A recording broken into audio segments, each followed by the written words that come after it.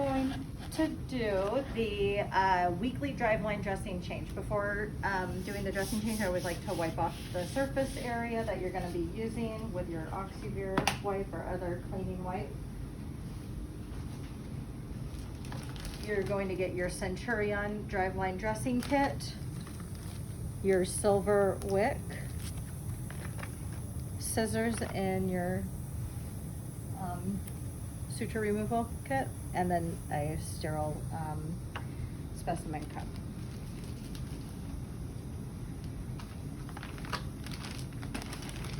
After a minute of drying, you're going to open your kit. Everything inside is sterile. If the patient doesn't have a mask already, there's 2 masks in your kit.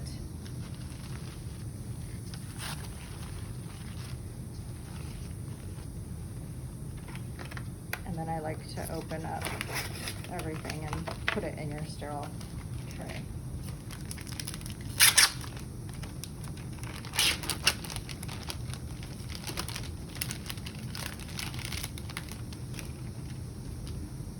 Open the lid and just set it open. Okay, change your gloves, hand sanitizer, and actually this package didn't have clean gloves in it, so if there's no clean gloves in the package, you can just use a box of clean gloves, or the box clean gloves in the room, to remove the dressing. So first you're going to remove the Driveline from the anchor, peel that off. I like to just make a little dirty pile over here.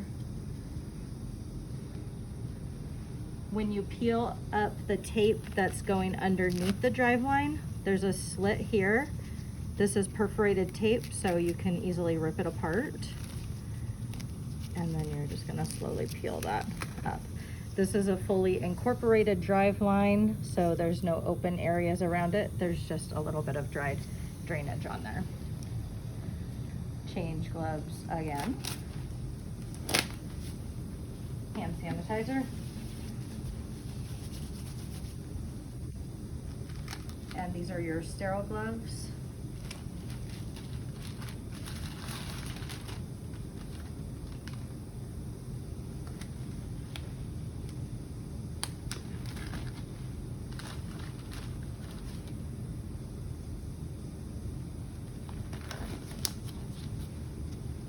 I'm going to take the silver foam, rip it into 3 strips.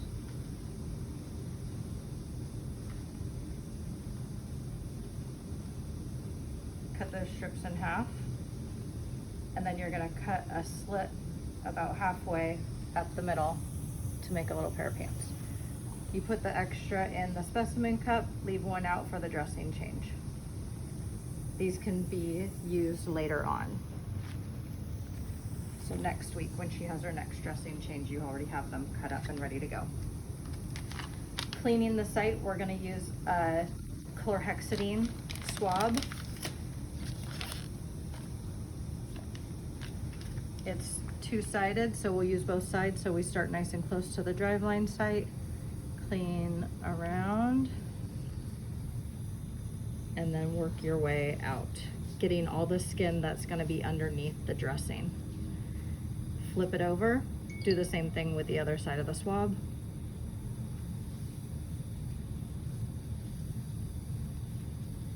And then I like to wipe along the edge of the Driveline, wiping away from the patient. There are smaller chlorhexidine wipes in the kit. So if you feel like you missed a spot or you want to do a better job cleaning the Driveline, you can use this.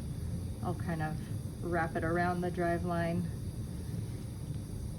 and clean again. Very important to let it dry before moving on to the next step. The other things you have in your kit are your skin barrier wipes. There's 2 of them. Extra alcohol wipes, so sometimes if it's difficult to take the dressing off, you can use the alcohol wipes to help you. Another ChloraPrep swab. And then here's our dressing and our anchor, and then our silver that you've already cut up. Okay, that gave time for the site to dry. Silver is gonna go on. I like to put it under and kind of wrap around. We'll use our skin barrier where the tape is gonna go, just along the edges.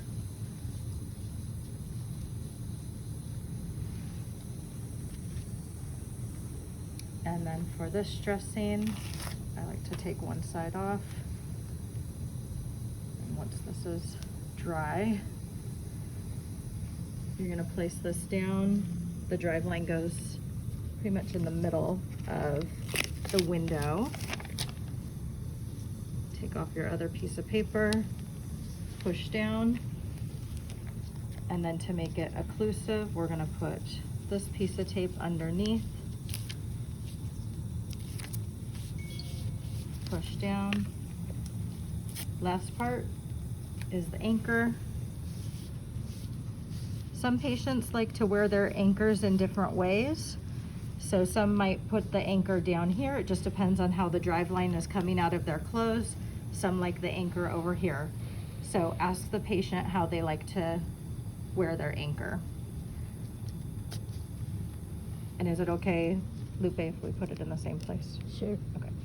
I'm gonna put this here. It's okay if it overlaps the dressing a little bit. There's nothing wrong with that. And you just wanna make sure that when you put the anchor on, you get the wings all the way through the hole so it securely holds the Driveline. And then we'll put a date on it, and that's it. Save this for later. And we'll dispose of everything in the garbage.